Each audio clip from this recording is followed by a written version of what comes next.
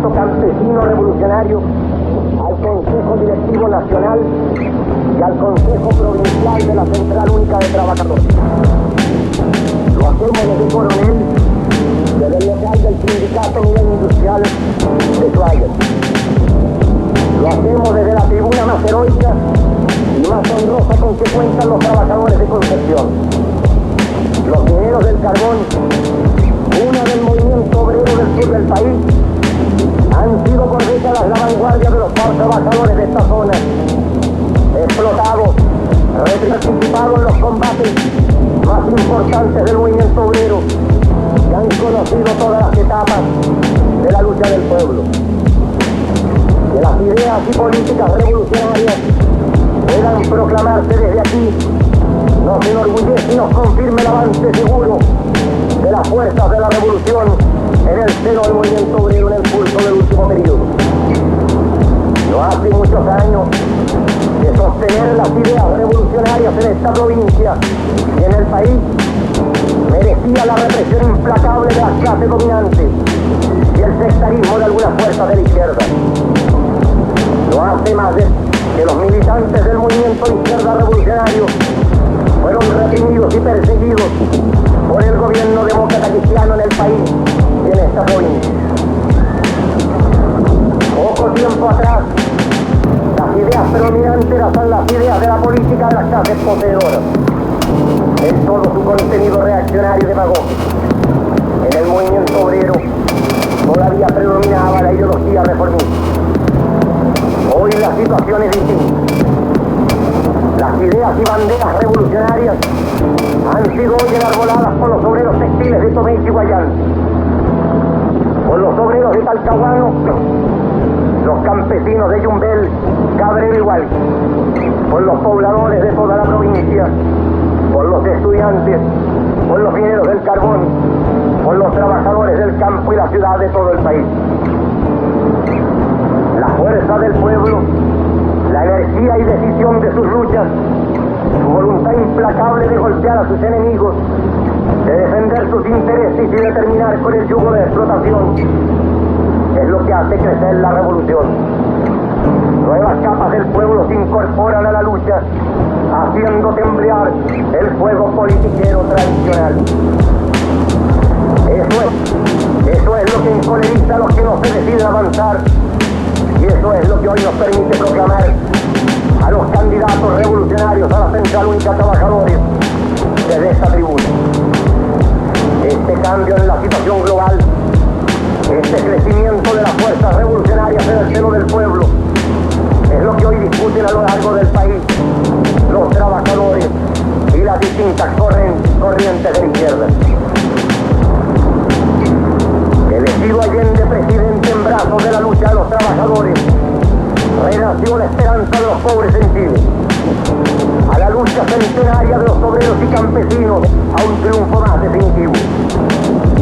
Los asesinados por las clases dominantes, los reprimidos y los perseguidos por décadas, los humillados y los ofendidos, los pobres del campo y la ciudad, vieron abrirse ante ellos un camino hacia un mundo sin explotación y miseria. Una vez más, una esperanza atravesó los campos y las ciudades de Chile. El pueblo se unió. Los obreros industriales, los mineros del norte y del sur del país, los campesinos, los mapuches, los cesantes del campo y la ciudad, los campesinos, los pobladores, ellos se unieron y se prepararon para avanzar, para combatir por sus intereses y abrir el camino al socialismo. Los pobres del campo y la ciudad cerraron filas. La izquierda en su conjunto, dentro y fuera de la unidad popular, se dispuso a empujar el proceso y a defender los triunfos alcanzados por los trabajadores. Las clases dominantes se desconcertaron. Al principio sin banderas y sin líderes retrocedieron. Las condiciones que ellos mismos habían impuesto para mantenerse en el poder hoy le permitían a la izquierda conquistar el gobierno. Las clases medias entonces, expectativas o incluso apoyaban el inicio de la nueva experiencia. El pueblo y la izquierda entonces estaban unidos. El enemigo estaba desconcertado. Eso habría permitido avanzar. Eso exigía avanzar. Había también debilidades. Los dueños del cobre, de las fábricas y de los fondos, eran todavía fuertes. Contaban de su parte con fuerza económica y política. Controlaban trincheras institucionales importantes como la justicia y el parlamento. Pero la unidad, organización, conciencia y decisión de un pueblo han sido los poderosos instrumentos que bien dirigidos habían permitido aprovechar mejor las condiciones que objetivamente se daban entonces en Chile. Había que golpear drásticamente y masivamente a las clases explotadoras en todos los terrenos. Habría que ganar fuerza de masas y movilizar al pueblo por sus intereses y contra sus enemigos. Desde allí se habría ganado la fuerza suficiente para haber modificado o destruido los diques y trabas institucionales que impidieran avanzar. Pero sectores predominantes en la izquierda y en el gobierno no lo entendieron así. Económicas positivas, como fue la nacionalización del cobre, la nacionalización de la banca, iniciaron un proceso de reforma agraria y tomaron bajo el control del Estado algunas industrias. No se decidieron a movilizar al pueblo, a empujar la energía combativa de las masas por sus intereses y contra sus enemigos.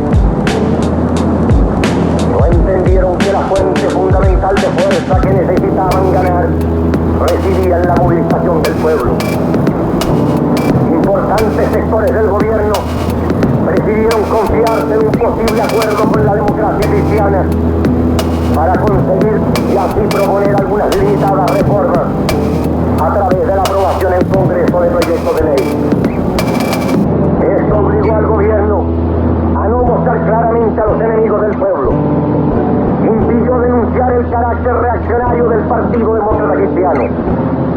Y también hizo que el gobierno no desenmascarara los diques que constituían las instituciones que manipulaban la burguesía, como la justicia, el parlamento y la legalidad, desde la cual los dueños de los fondos y las fábricas se oponían tenazmente al avance de los trabajadores. Aquí esta política legalista y vacilante no solo no le dio la fuerza suficiente para avanzar al pueblo, sino que también lo marcó por debilidad, que lo obligó a estancar su avance y a hacer concesiones en todos los terrenos.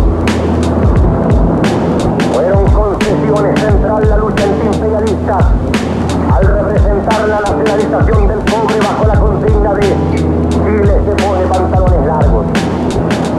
Fueron concesiones las que llevaron al gobierno a tolerar la existencia y exigencia que le hizo la Cámara Chilena de la Construcción en materia de construcción de viviendas.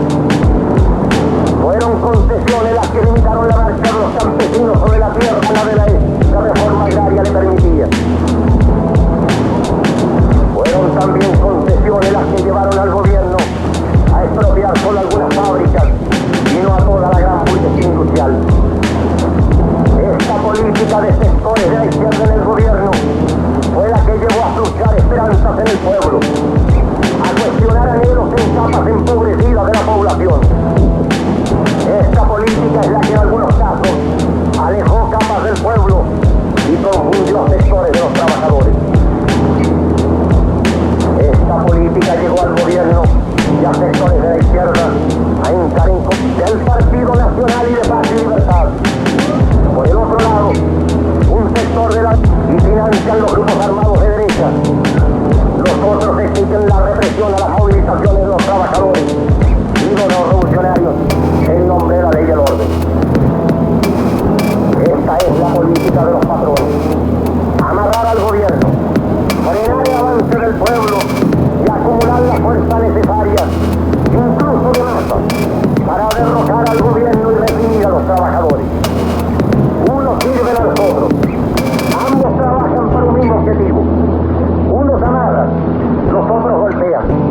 Fuente Alba y Leyton amarran, cuando Jarpa y Frey golpean. Todo el que se detenga a negociar con los sirvientes de los golpistas favorece el derrocamiento de los gobiernos y la represión a los trabajadores. Pero los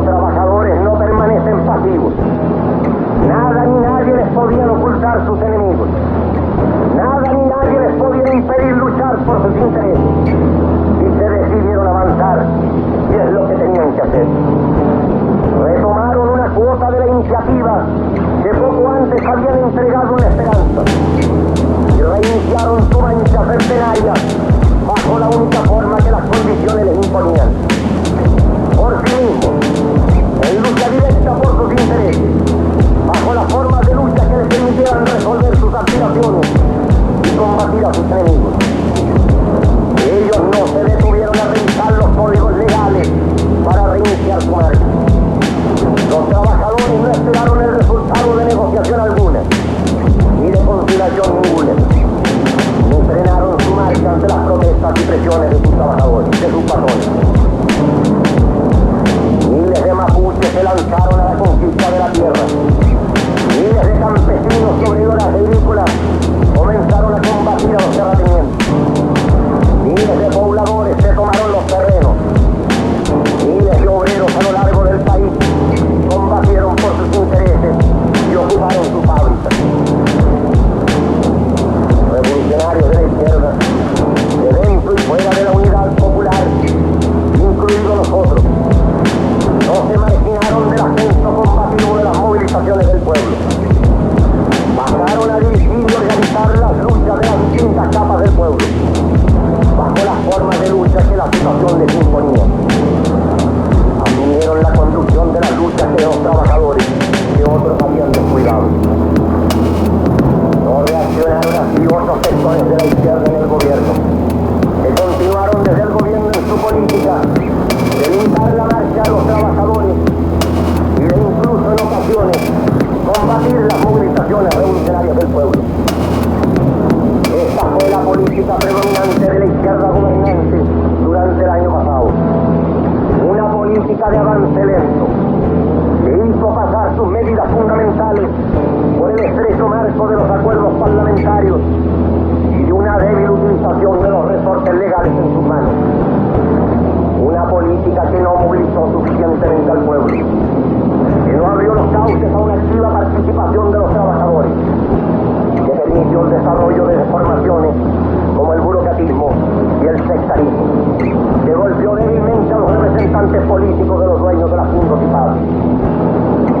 Esta política de 1971 podría resumirse como el desarrollo de algunas reformas en diversos planos, que se ganó la agresividad de la clase dominante por haber herido sus intereses y que no ganó en contrapartida fuerzas suficientes que le permitieran seguir avanzando, superando los obstáculos y que incluso hoy día con dificultad permite defender lo alcanzado.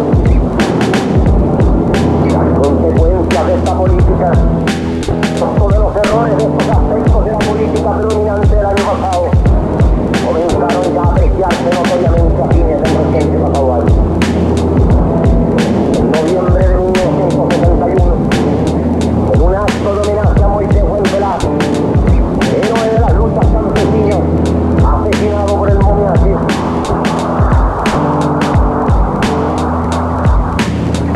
decíamos que en noviembre del año pasado, por primera vez hicimos pública y con claridad nuestras críticas a estas políticas de la unidad popular. Anunciamos el enorme costo político que se pagaría por estos errores y llamamos al conjunto del pueblo y de izquierda a dar un viraje y así remontar el proceso. No solo no fuimos escuchados, sino que incluso fuimos acusados por ello de agentes de la contrarrevolución, de extremistas y de desquiciados. Semanas después, Fidel Castro, primer ministro de la Revolución Cubana, decíamos que en noviembre también Fidel Castro visitó Chile y alertó al pueblo de los peligros que le acechaban si se persistía en esa política. Criticó las debilidades de la batalla ideológica, las debilidades en la lucha política, la débil visualización del enemigo, la insuficiencia en la movilización de masas. Nada se obtuvo en concreto en la política de la izquierda predominante en el gobierno. En diciembre del año pasado, las clases dominantes cobraron su precio. Los dueños de fábricas y fundos pasaron a la ofensiva. Primero fue la marcha de las cacerolas, en la que una jauría de pandilleros reaccionarios asolaron las calles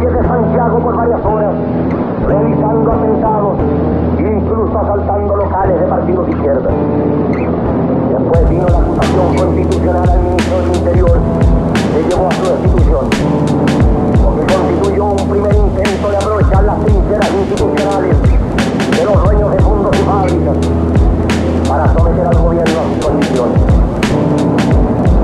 Luego vinieron las elecciones parlamentarias de los días, Colchagua y Linares, donde los candidatos de los patrones lograron derrotar al conjunto de izquierdas, evidenciando con ello el grado de fuerza que habían alcanzado y el deterioro político en la base de apoyo del gobierno y del conjunto de la izquierda. Posteriormente en el Parlamento, las clases poseedoras presentaron una reforma constitucional que pretende crear la división en el seno del movimiento obrero e imponer desde el Congreso condiciones de cogobierno al presidente de la República, sellando en definitiva el estancamiento del proceso. Pocas semanas atrás, la quinta columna de los patrones en la Unidad Popular, el partido de izquierda radical, se pasó en definitiva al campo de los enemigos de los trabajadores. Durante meses, el PIR había conseguido en el gobierno lo que Fuentealba y Frey trataban de hacer desde fuera: frenar al gobierno, amarrarlo, limitar su avance al más estricto legalismo. Por último, hace unos días, un puñado de patrones y politicastros de cuello y corbata lograron arrastrar a decenas de miles de chilenos a una concentración que demostró con el engaño y la mentira desde su prensa y radio podía ganar conciencia para su inconfesable propósito de derrocar constitucionalmente al gobierno y reprimir legalmente a los trabajadores y restaurar con apoyo de masas el privilegio de los pocos. Estos sucesivos golpes que las clases dominantes dejaron caer sobre los trabajadores terminaron por convencer a amplios sectores de la izquierda de la gravedad de la situación, del tremendo costo de los errores y del agotamiento y fracaso de la política de 1971. Se hizo evidente el objetivo de la clase dominante de derrocar al gobierno y se abrió una rica discusión en el seno de la izquierda, dentro y fuera de la Unidad Popular, acerca del viraje necesario para rectificar los errores y remontar el proceso. Esta discusión entre las distintas corrientes de la izquierda será condicionada por tres hechos evidentes. El primero, estamos ante una poderosa embestida de las clases dominantes en todos los terrenos que persigue al corto o al mediano plazo el derrocamiento del gobierno.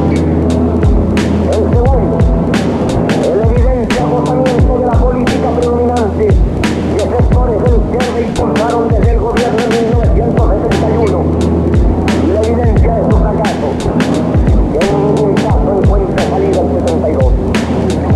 El tercero, que aún existen condiciones en las que la fuerza de las masas y en la izquierda todavía se conservan para empujar el proceso hacia adelante, hacia la conquista del poder por los trabajadores, en la medida que el movimiento de masas aún está dispuesto a ello, bajo una conducción correcta, como lo demostró la última concentración de cientos de miles de personas en Santiago.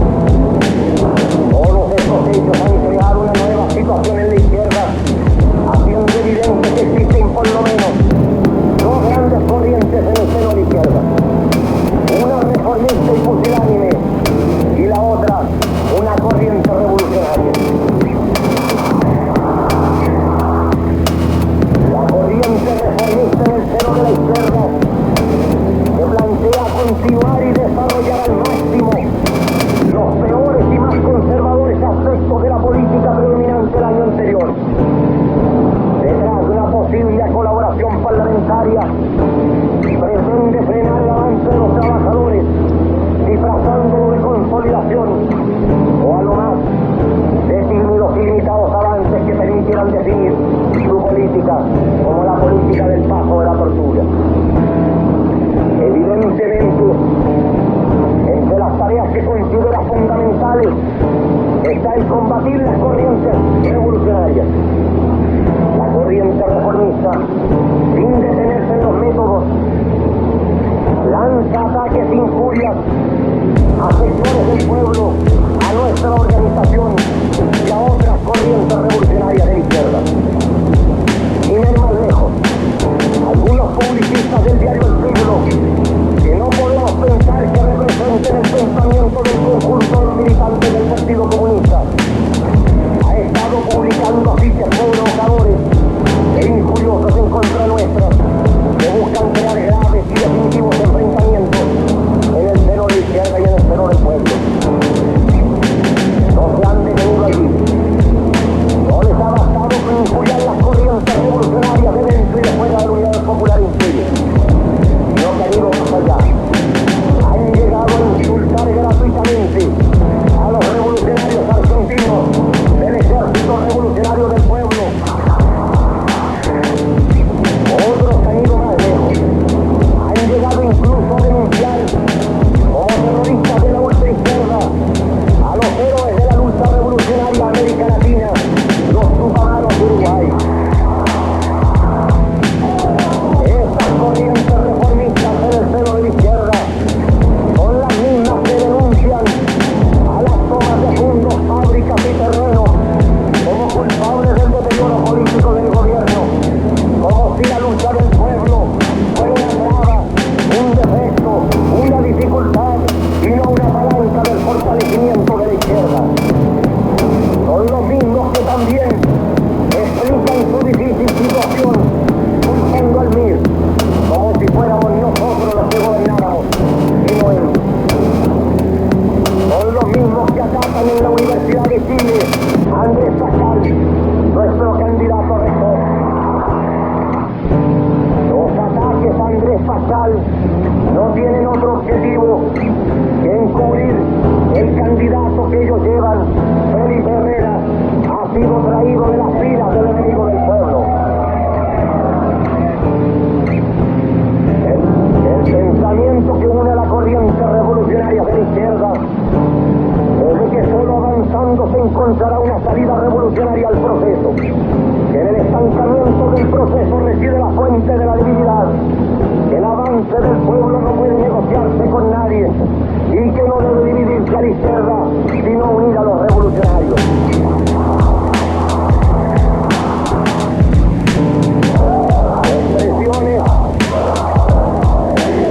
Expresiones del fortalecimiento de las corrientes revolucionarias en la izquierda son la política revolucionaria para el campo levantado por un grueso sector de la Unidad Popular y el MIR en Linares antes de las elecciones complementarias. La combativa movilización campesina impulsada en Ñuble y en otras provincias por sectores del Partido Socialista. La justa respuesta del Ministerio de Economía ante la prepotencia patronal de la Sociedad de Fomento Fabril hace algunas semanas. La alianza de la izquierda cristiana con el Frente de Trabajadores Revolucionarios para la elección de algunas provinciales.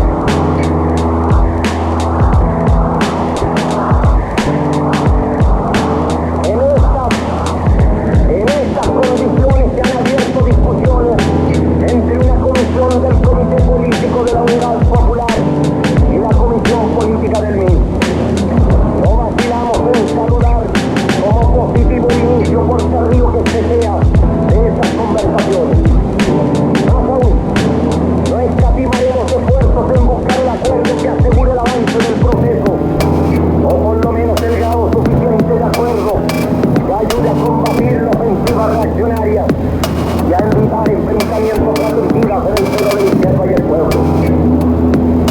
Estas conversaciones no han concluido aún, y cuando así sea, informaremos oportunamente a los trabajadores, pero desde ya, bajo el criterio de que nada hacemos de espaldas a las masas, debemos informar que todo lo que allí podamos llegar a acordar será solo en el sentido de seguir empujando la movilización de las masas en contra de sus enemigos, de avanzar con más fuerza que nunca sobre las fábricas y los fondos.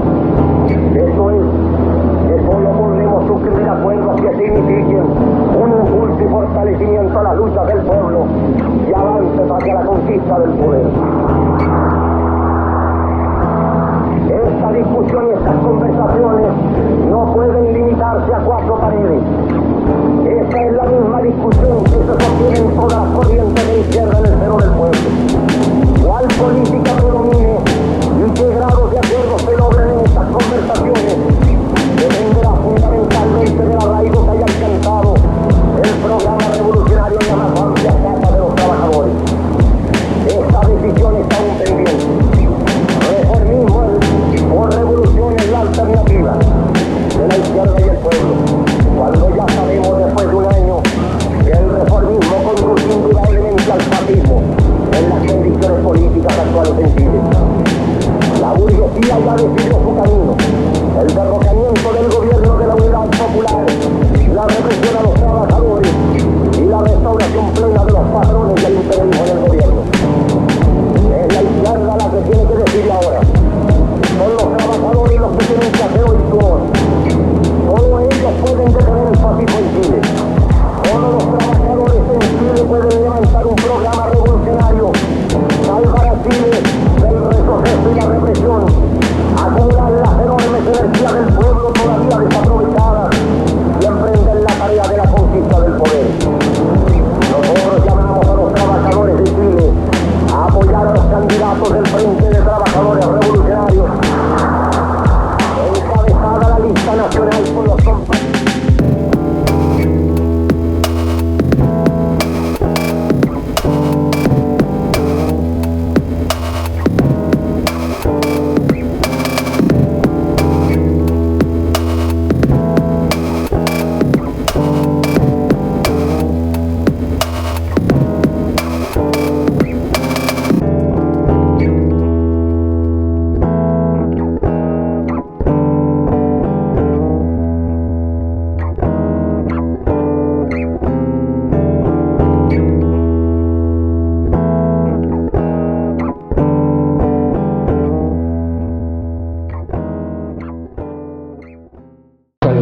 Nacional del Frente Patriótico Manuel Rodríguez y soy el comandante José Miguel. Cuando hace ya aproximadamente 8 meses se constituye el Frente Patriótico Manuel Rodríguez, decidimos asumir este nombre considerando de que nuestra organización ha de ser un amplio frente constituido por patriotas, por auténticos patriotas que asumen la responsabilidad histórica de continuar el legado del guerrillero indómito de nuestro héroe del pueblo, Manuel Rodríguez. Para nosotros, Manuel Rodríguez simboliza lo más valioso de los luchadores chilenos. Manuel Rodríguez, con su destacada participación en los albores de la Patria Nueva y durante la Reconquista, es un símbolo de la resistencia anticolonial. Pero no solo eso, Manuel Rodríguez es un héroe auténticamente popular. Él nos enseñó cómo vencer lo mucho con lo poco. Él nos enseñó cómo mientras el enemigo se defiende tras gruesas paredes en sus cuarteles, nuestra defensa está en el pueblo, pues somos uno de ellos. Estamos conscientes de que el camino por recorrer es aún largo y sabemos que muchos de nosotros no podrán ver esa sociedad justa por la cual luchamos, pero no nos importa. Las personas que militan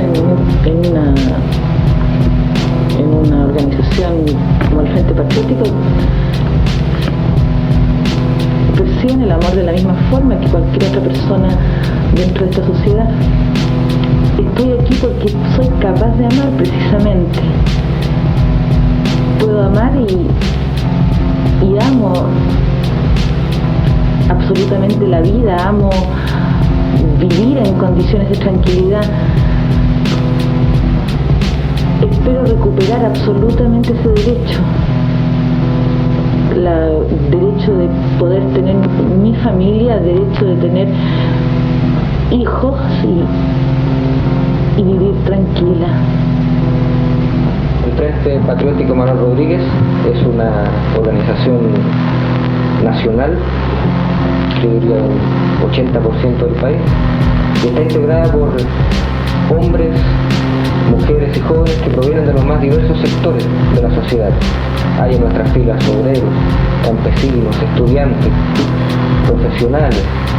Y sepan ustedes, hermanos, que cada uno de nosotros que tenga que caer lo hará siendo inmensamente feliz, pues los rodriguistas consideramos que hemos alcanzado la más plena felicidad que puede alcanzar el hombre. Consideramos que hemos logrado comprender plenamente el papel que el chileno auténticamente patriota ha de asumir hoy, y a la par de ello hemos logrado llegar a una entrega absoluta y total. Pues, hermanos, unámonos y luchemos cada vez con más fuerza hasta terminar con el tirano. Por la patria, basta ya de Pinochet.